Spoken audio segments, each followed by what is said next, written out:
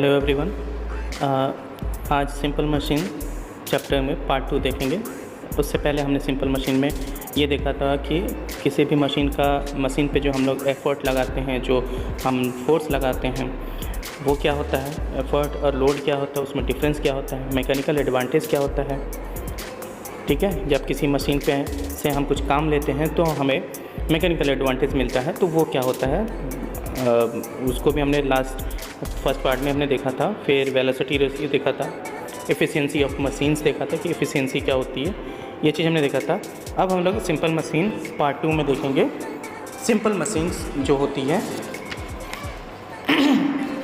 क्या क्या होती है, जैसे कि सिंपल मशीन में क्या क्या आता है। सिंपल मशीन में जैसे कि पुली आती है। सबसे पहले पुली के बारे में हम लोग जानेंगे, उसके बाद से फिर पुली कितने टाइप की होती है वो देखते जाएंगे। तो इस चैप्टर में हम लोग मेन पुली के बारे में हम पढ़ लेते हैं। तो पुली क्या होते हैं?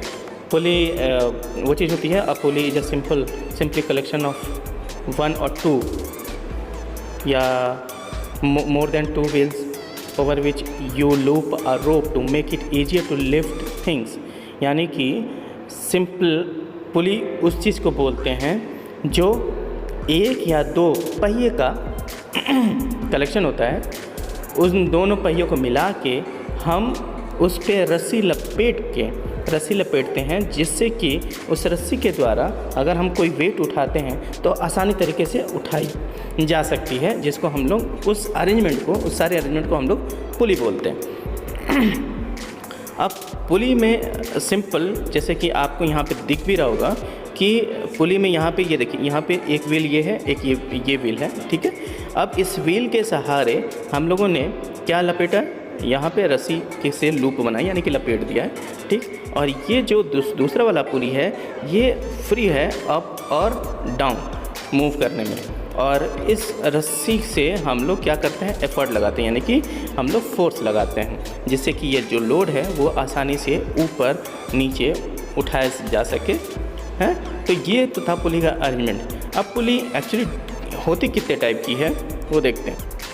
तो सबसे पहले देखें पुली ब्लॉक। पुली ब्लॉक में क्या है, आप ये फिगर आप देख रहे हैं, आप इसमें ये देखें जो पुली का अरेंजमेंट बना है, जो व्हील है उसी से जुड़ा हुआ एक दूसरे डायमीटर का, एक बड़े डायमीटर का व्हील है और एक दूसरे डायमीटर का व्हील है। इसके साथ जो है एक ही रस्सी को हम लोगों ने लूप बना के वेट के द्वारा हम लोग इसको अरेंज कर देते हैं, जिससे कि वेट को आसानी से हम लोग ऊपर नीचे उठा सकते हैं। तो पुली ब्लॉक, इस अरेंजमेंट को हम लोग पुली ब्लॉक बोलते हैं।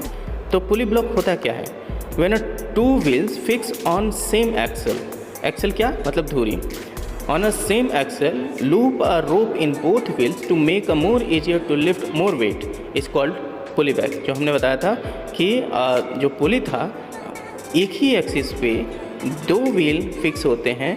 जैसे कि मान लिया ये एक्सिस है, तो ये एक ही एक्सिस पे 2 व्हील फिक्स होते हैं, और इन दोनों व्हीलों के सहारे हम जो है क्या, एक ही रस्सी को हम लोग क्या करते हैं, जो है लूप बना के लपेटते हैं। और दूसरे नीचे साइड में जहाँ पे हमें क्या कहते हैं लोड लगाना होता है, वहाँ पे भी एक छोटा सा व्हील होता है, और व्हील के सहारे हमारा क्या लगा रहता है, लोड। ठीक है, अब वो लोड जो है जितना भी हो सकता है, तो इसी को हम लोग बोलते हैं पुली ब्लॉक। सीधी सी बात है, जो बड़ा वाला व्हील होगा उसका डायमीटर ज़्यादा बड़ा होगा, और जो छोटा व्हील होगा उसका डायमीटर छोटा होगा। ठीक है, तो यहाँ पे ये आप देख लें कि let the diameter of bigger wheel is D और diameter of smaller wheel is equal D, small d. ठीक है, अब हमने ये बताया था कि जो मैकेनिकल एडवांटेज क्या होता है। मैकेनिकल एडवांटेज वो होता है जिसको हम लोग लोड के द्वारा चली गई दूरी और एफर्ट के द्वारा चली गई दूरी। तो यहाँ पे मैकेनिकल एडवांटेज अगर हम लोग निकालेंगे, यानी कि मैकेनिकल एडवांटेज हो जाता है क्या, लोड बाय एफर्ट। ठीक है, अब उसके बाद से जब हम वेलोसिटी रेशियो निकालेंगे तो यहाँ पे तो डिस्टेंस मूव बाय एफर्ट क्या होता है, पाई, सीधी सी बात पाई डी, यानी कि पाई आर स्क्वायर बोल लीजिए या पाई डी बोल लीजिए, जो कि फॉर्मूला होता है किसका, पेरिफेरल का। जैसे कि जो सर्कल है उसका पेरिफेरल जितनी दूरी होगी, अब जो व्हील चलेगा कितनी दूरी चलेगा, इस पेरिफेरल के बराबर ही तो चलेगा। इस पेरिफेरल का फॉर्मूला होता है क्या, पाई आर स्क्वायर, ठीक है। और पाई आर स्क्वायर को हम लोग पाई डी भी लिख सकते हैं, ठीक है। तो ये हो गया डिस्टेंस किसके द्वारा चली गई, व्हील के द्वारा, ठीक है। तो हाँ, अब हम जो एफर्ट हम किस पे लगाए थे, बड़े वाले व्हील पे, और लोड किस पे था, छोटे वाले व्हील पे। तो यहाँ पे हम ये देखेंगे कि distance move by effort pi D हो गया और डिस्टेंस मूव बाय लोड। अब इन दोनों का जो डिफरेंस होगा, डिस्टेंस का जो डिफरेंस का एवरेज होगा, वही होगा क्या, जो लोड के द्वारा क्या कहते हैं, जो डिस्टेंस मूव होगा वो उसके बराबर होगा। ओके, तो यहाँ पे pi into capital D divide by small D divide by 2। Capital D जो है वो बिगर व्हील का डायमीटर है और स्मॉलर व्हील का डायमीटर जो है स्मॉल डी है। अब velocity ratio of pulley block इस क्या होता है कि distance move by effort divide by distance move by load, जो कि हम लोगों ने यहाँ पे देखा। अब यहाँ पे क्या पुली ब्लॉक में हमने यहाँ पे देख लिया। अब यहाँ पे हम लोग जब डिवाइड करते हैं आपस में, तो टोटल जो है पाई से पाई कट जाएगा और ये 2 जो है ऊपर चला जाता है। जैसे फॉर्मूला फिर निकल आता है 2 कैपिटल डी, जो कि बड़े वाले व्हील का डायमीटर है, और divide by difference of both wheel, ठीक है। अगर सपोज दैट मान लीजिए जो व्हील है, व्हील में अगर उसमें क्या कहते हैं, टीथ जो है वो कट किए गए हैं, ठीक है।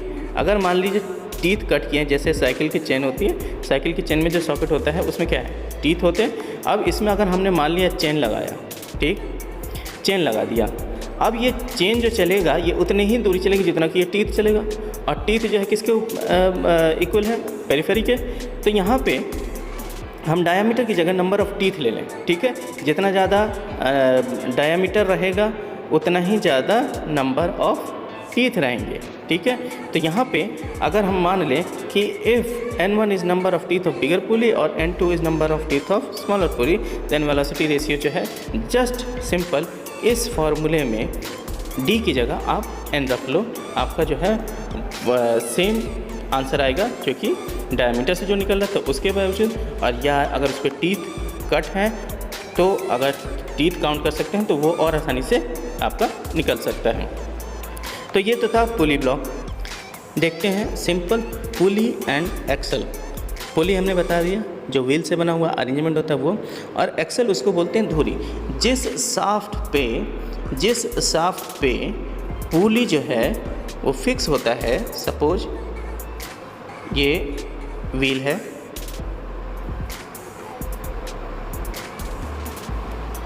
ठीक है, ये व्हील है, हाँ। अब ये इसको कहते हैं पुली और इसको कहते हैं एक्सल, यानी कि साफ्ट, ठीक है।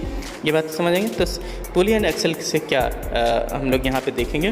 तो यहाँ पे the wheel and axle is a machine consisting of a wheel attach to a smaller axle. वही मैंने बोला, जो एक व्हील होता है वो एक्सल पे अटैच होता है, so that these 2 parts rotate together in which a force is transferred from one to another.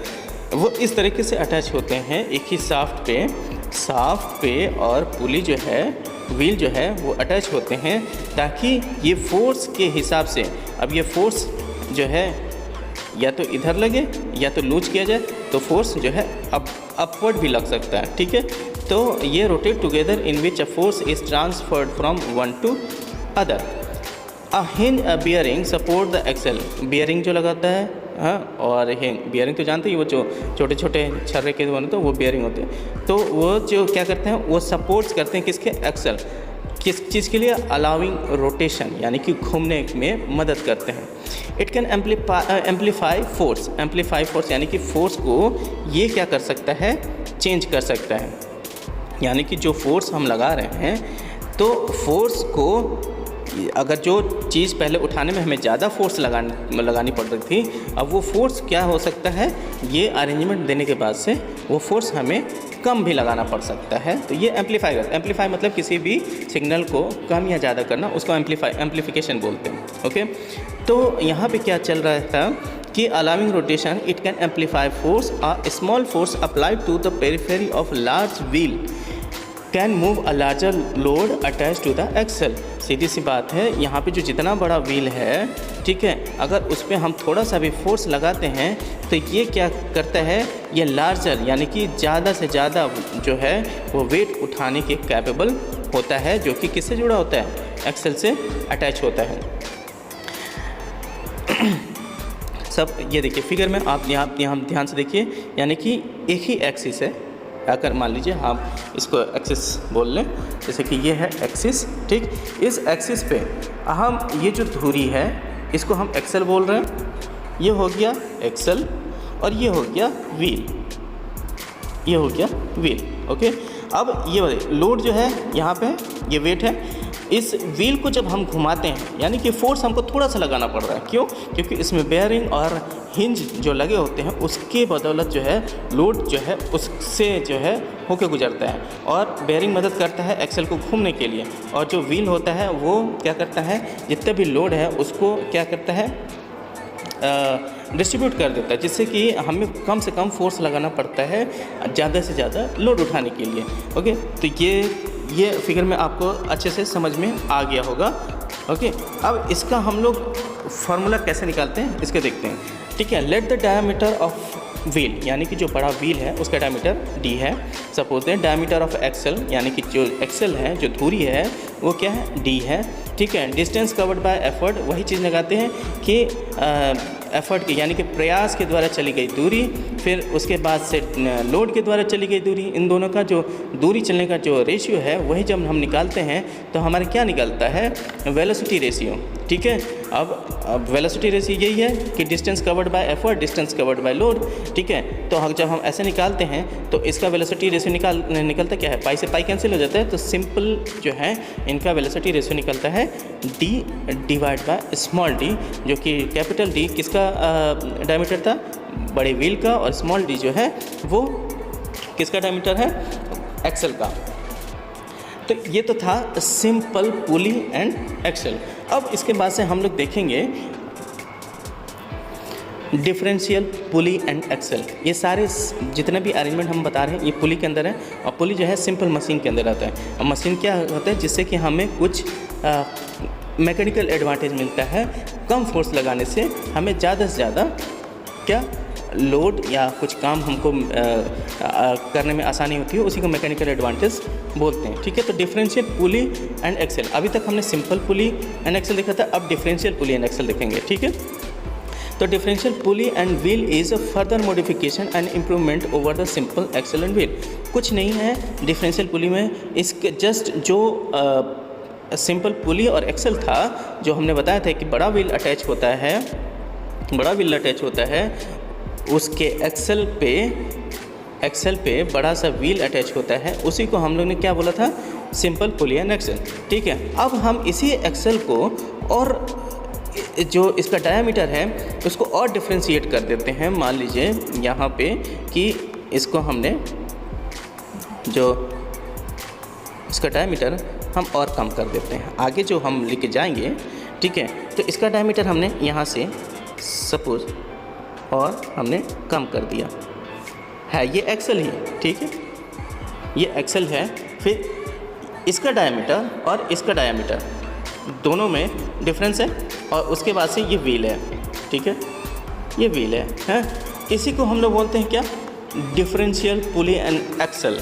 ठीक है, एक्सल ये पूरा है, ये एक्सिस है, एक्सल पे जो शाफ्ट है, एक्सल को हम लोग आप शाफ्ट भी बोल सकते हैं। तो ये है व्हील, और उसके बाद से ये एक्सल, और एक्सल में हमने उसी एक्सल को अलग अलग डायमीटर में हमने दो भागों में डिवाइड कर दिया, यानी कि कट करके रखा है। ठीक है, इस बात को समझ में आ गया। It consist of a load axle made of bigger axle of diameter d1 and smaller axle diameter d2 rigidly connected to each other and an effort wheel of diameter d, यानी कि जो डायमीटर दो size के diameter के axle थे,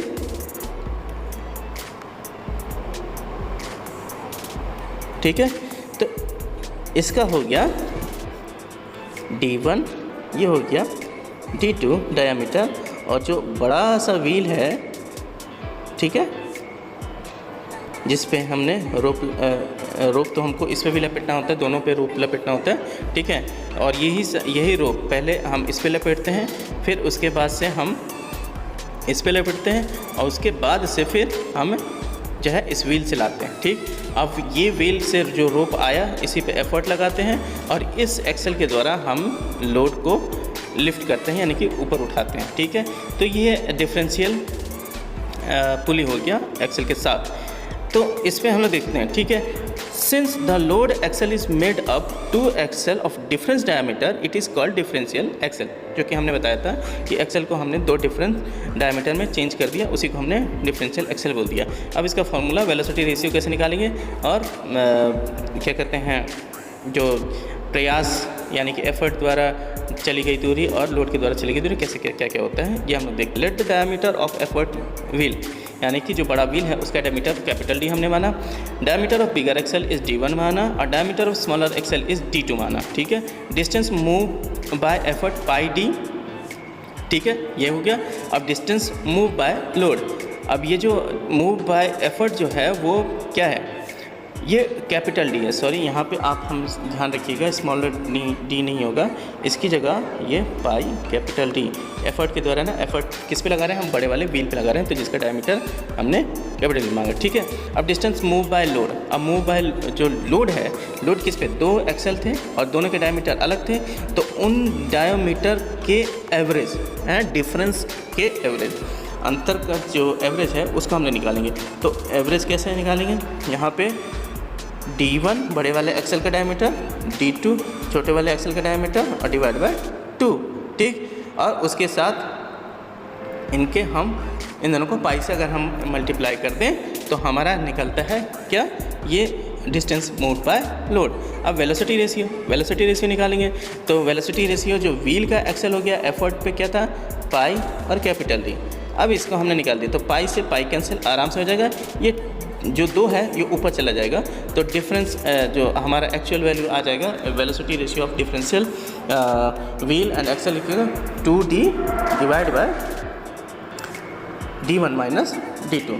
यही तो था इनका फॉर्मूला, जो कि हमको डिफरेंशियल व्हील एंड एक्सेल के द्वारा मिलता है। डिफरेंशियल व्हील एंड एक्सेल का आप यहाँ पे देख लीजिए डायग्राम, यहाँ पे देखिए, ये देखिए बड़ा व्हील है, ये देखिए बड़ा व्हील जिस पे एफर्ट लगा रहे हैं, ये एक्सेल, ऐसी एक्सेल को हम लोगों ने 2 डायमीटर में हमने चेंज कर दिया, ठीक है। और इन दोनों एक्सेल से ही हम क्या कर रहे हैं, लोड जो है वो लिफ्ट कर रहे हैं, यानी कि उठा रहे हैं और ऊपर नीचे कर सकते हैं, ठीक है। बात समझ में आ गई। अब ये देखिए यहाँ पे क्या होता है, जो रस्सी है ये छोटे वाले एक्सेल से जुड़ा होता है, और ठीक है, ये मान लीजिए जिस डायरेक्शन में लपेटा गया रहता है, जस्ट उसके अपोजिट डायरेक्शन में बिगर एक्सेल पे लपेटा जाए, ताकि एक को घुमाए तो दूसरा लूज हो, और दूसरा अगर लपेटा जाए तो पहला वाला लूज हो, ठीक है। ये बात आपको समझ में। तो ये था डिफरेंशियल व्हील एंड एक्सेल। अब हम लोग देखेंगे simple screw and jack. Screw jack आपने सभी देखा, जिसको वो स्क्रू जैक जो हम लोग गाड़ी के जब पहिए हमको खोलने होते हैं तो गाड़ी के नीचे पहियों की जगह हमको स्क्रू जैक लगाना पड़ता है, और उसको फिर एक जैक के द्वारा रोटेट कराना, जिससे कि गाड़ी ऊपर को उठती है, ठीक है। अगर आप ध्यान देंगे तो इसका आप जो है ये डायग्राम आप देख रहे होंगे, ये देखिए ये बेस है जो ओवल शेप है, ये बेस है, और इसमें देखिए ये जैक है, जैक पे चूड़ियाँ कटी होती हैं, और इससे जो है हम क्या है लीवर को घुमाते हैं तो ये जो है जैक रोटेट करते हुए ऊपर उठता है। अब ये जो 2 थ्रेड के बीच की जो दूरी होती है उसी को हम लोग बोलते हैं पिच, ठीक है। और जो लीवर होता है, लीवर सेंटर से लीवर का डिस्टेंस जितना होता है उसी को हम लोग बोलते हैं एल। तो यहाँ पे हम लोग देखेंगे simple screw jack. A screw jack is commonly used for lifting and supporting the heavy load, ठीक है। यानी कि लोड को, हैवी लोड को हमको उठाने के काम में आता है या सपोर्ट देने के काम में आता है। जैसे कि आपने जब किसी कार या ट्रक या बस के पहिए चेंज करते हुए आपने देखा होगा, ये जैक लगा के हम लोग काम करते हैं, okay. A very small effort can be applied to the end of the lever. जो लीवर के एंड में है, बहुत कम फोर्स अप्लाई किया जाता है। और कितना बड़े से बड़े भार को उठाने के लिए लोड। अब कार में या बस और ट्रक का लोड तो आप समझ ही रहे हैं, बहुत ज़्यादा है आपके एफर्ट के कंपैरिजन में, ठीक है। तो वही है, ठीक है, applied at the end of lever. और हैंडल और टमी बार ये है, ये जो बेस है वो for lifting the heavy loads. This effort is very small as compared to the load to be lifted. As the jack has simple mechanism, it is most commonly used in repair work of vehicles. मैंने बताया जैसे car, बस और जिसका भी mechanical हम कुछ maintenance करना होता है उसमें हम मोस्टली के स्क्रू जैक का यूज करते हैं, जिसमें कि हमको बहुत कम एफर्ट लगाना पड़ता है और हैवी से हैवी लोड हम लोग इससे हम लोग आसानी से उठा देते हैं, ठीक है। When effort is applied to the handle और lever R to complete one revolution, यानी कि एक चक्कर, यानी कि जो लीवर से हम लोग, सपोज़ लीवर है ये, तो लीवर से अगर हम इसको ऐसे घुमाते हैं और एक चक्कर लगाते हैं, जब एक चक्कर लगाते हैं तो जो जैक का थ्रेड, जो दो थ्रेड के बीच की जो दूरी होती है वो कंप्लीट जो है वो रोटेशन करती है, जिससे कि वो एक पिच के बराबर वो ऊपर लिफ्ट करती है, यानी कि ऊपर की ओर उठती है या नीचे की ओर जाती है। वो आपको लीवर के रोटेशन के डायरेक्शन पे डिपेंड करता है, okay. Lifted through pitch screw. Therefore, the distance moved by the load is equal to the pitch of screw, and the distance moved by the effort is equal to the 2 pi L. यानी कि ये जो L के द्वारा, जो lever के द्वारा आपकी दूरी जो चल रही है, लीवर यहाँ पे लगा है, लीवर के द्वारा जो दूरी चल रही है वो किसके बराबर हो जाएगा? 2 pi L। और ये किसके बराबर होगा? जो लोड के द्वारा तय की गई दूरी है। तय कितनी दूरी तय हो रही है? एक पिच के बराबर। और एक पिच कितना होता है? 2 थ्रेड के बीच की दूरी। यानी कि अगर थ्रेड मतलब चूड़ी, जैसे कि कोई मान लो जैक है, इस पे जैसे मान लीजिए ये चूड़ी कटी हुई है, सपोज ये चूड़ी कटी है, ये थ्रेड, इसको थ्रेड बोलते हैं। इन दो थ्रेड के बीच की दूरी कहलाती है पिच, ठीक है। तो जब हम स्क्रू को घुमाते हैं तो वो एक थ्रेड से दूसरे थ्रेड तक ही मूव करता है, यानी कि ऊपर उठता है, यानी कि एक पिच डिस्टेंस कवर करता है। तो यहाँ पे अगर हम बात करेंगे तो जैसे यहाँ पे हम लोग let the L length of handle और lever R, pitch of the thread screw, velocity ratio क्या हो गया? Distance travelled by the effort divide by distance travelled by the load. और डिस्टेंस ट्रेवल्ड बाय एफर्ट कितना जा रहा है? 2 pi L। और डिस्टेंस ट्रेवल्ड बाय लोड कितना जा रहा है? P, स्मॉल p, यानी कि एक पिच के बराबर। तो इसका जो फार्मूला हो गया, जो वेलोसिटी रेशियो का फार्मूला हो गया, velocity ratio equal to 2 pi L divide by pitch, यानी कि स्मॉल p। तो ये तो था सिंपल स्क्रू जैक। पुली हमने देख ही लिया यहाँ पे, और सिंपल स्क्रू जैक देख ही लिया। एक और चीज़ आता है जिसको हम लोग बोलते हैं इंक्लाइंड प्लेन। इंक्लाइंड प्लेन हम लोग क्या देखते हैं कि जब कोई बड़ा मतलब हैवी लोड हमको उठाना रहता है या ऊपर चढ़ाना रहता है या नीचे लाना होता है, तो हम इंक्लाइंड प्लेन या प्लेन की से सहायता से उस लोड को हम लोग ऊपर नीचे करते हैं। अब इस इंक्लाइंड प्लेन पे क्या होता है? Inclined plain simple machine consisting of a slope surface use for raising heavy bodies, यानी कि ये एक स्लोप, बस एक स्लोप रहता है इस इंक्लाइंड प्लेन पे, और इस इंक्लाइंड प्लेन इस स्लोप के द्वारा हम किसी हैवी बॉडी को हम क्या करते हैं? उठाते हैं। किसकी तरफ? फोर्स लगा के, ठीक है, ऊपर खींच के हम लोग उठाते हैं ऐसे। अब ऐसे नहीं डायरेक्ट हम लोग उठा रहे हैं परपेंडिकुलर 90 डिग्री पे, ऐसे नहीं, कुछ एंगल लेके हम लोग स्लोप बनाते हैं और फिर फोर्स लगाते हैं, तब जाके वो हम ऊपर की तरफ खींच पाते हैं। अब हम देखेंगे कि इंक्लाइंड प्लेन पे क्या कहते हैं, फोर्स कौन कौन सा लग रहा है। सिंपल सी बात है, हम लोग यहाँ पे थीटा एंगल बन रहा है। अब थीटा एंगल को हम तो ये जो फोर्स लग रहा है, इस फोर्स को, ये फोर्स एक एंगल बनाते हुए चल रहा है, यानी कि थीटा एंगल बनाते चल रहा है। अब इस फोर्स को हम 2 भागों में डिवाइड करते हैं, एक होता है परपेंडिकुलर और एक होता है दूसरा क्या? वर्टिकल, ठीक है। हॉरिजॉन्टल फोर्स और वर्टिकल फोर्स 2 भागों में डिवाइड करते हैं इस फोर्स को। टोटल रिजल्टेड फोर्स कितना निकला? F, ठीक है। लेकिन हमें निकालना है कि कितना फोर्स हॉरिजॉन्टल और परपेंडिकुलर दोनों पे लग रहा है। तो जब हम परपेंडिकुलर की बात करते हैं तो अब सीधी सी बात, perpendicular reaction W cos theta, ठीक है। अब cos थीटा क्या होता है? बेस अपॉन हाइपोटेन्यूज, ठीक है। तो परपेंडिकुलर फोर्स यानी कि जो हमारा फोर्स निकलेगा, जो हमारा फोर्स निकलेगा वो परपेंडिकुलर ये हो गया, और ये फोर्स कितना किसके बराबर होगा? इसके और इस दोनों फोर्स के और थीटा मल्टीप्लाई बाई थीटा, यानी कि W cos थीटा। और W cos थीटा यहाँ पे W है, W cos थीटा निकालते हैं तो हमारा क्या परपेंडिकुलर फोर्स निकलता है, जिसको हमने बोला R, और ये है परपेंडिकुलर फोर्स, ठीक। अब हम निकालेंगे एक हॉरिजेंटल फोर्स यानी कि वर्टिकल फोर्स, ये परपेंडिकुलर, ठीक है, और ये हॉरिजेंटल। अब हॉरिजेंटल फोर्स क्या होता है? ये वाली चीज़ें अगर ये लाइन निकालें तो हाइपोटेनियस और divide by perpendicular divide by hypotenuse, यही हमने पढ़ा है। तो यहाँ पे जो फ्रिक्शन, ये जो होगा ये फ्रिक्शन फोर्स होगा, ठीक है।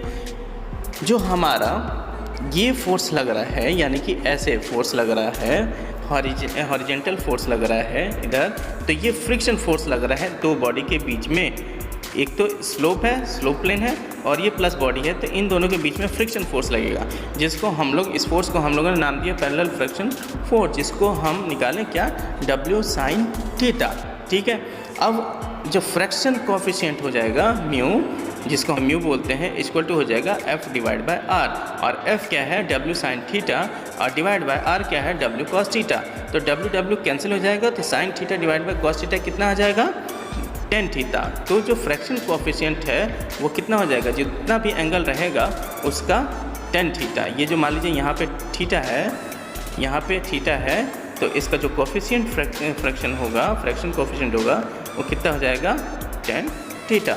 और बाकी जो फोर्स है परपेंडिकुलर फोर्स कितना लग रहा है, पैरेलल फोर्स यानी कि स्लोप फ्रैक्शन फोर्स कितना लग रहा है, वो इतना आपको पता लगेगा। कोई भी क्वेश्चन में आपसे पूछ सकता है, रिजल्टेंट फोर्स दे देगा आपको, जो है वहाँ पे रिजल्टेंट फोर्स दे देगा कि इतने, मान लो 20 न्यूटन का फोर्स लग रहा है। थीटा दे दिया कि स्लोप का थीटा जो है, स्लोप का एंगल जो है कुछ है, मान 45 डिग्री दे दिया, ठीक है। अब जो है आपको फोर्स निकालना है, परपेंडिकुलर फोर्स कितना लग रहा है और फ्रैक्शन फोर्स कितना लग रहा है, ये आपको टोटल निकालना पड़ेगा। तो ये हो गया इंक्लाइंड प्लेन का फॉर्मूलाज, ठीक है। तो ये जो अभी हम लोगों ने आज के चैप्टर में हमने यही देखा, सिंपल मशीन में क्या पुली, ठीक है, ब्लॉक पुली, डिफरेंशियल पुली, इंक्लाइंड प्लेन और स्क्रू जैक, इन सब के बारे में देखा। तो ये सिंपल मशीन का चैप्टर हम यहीं पे ख़त्म करते हैं। आज के लिए सिर्फ इतना ही।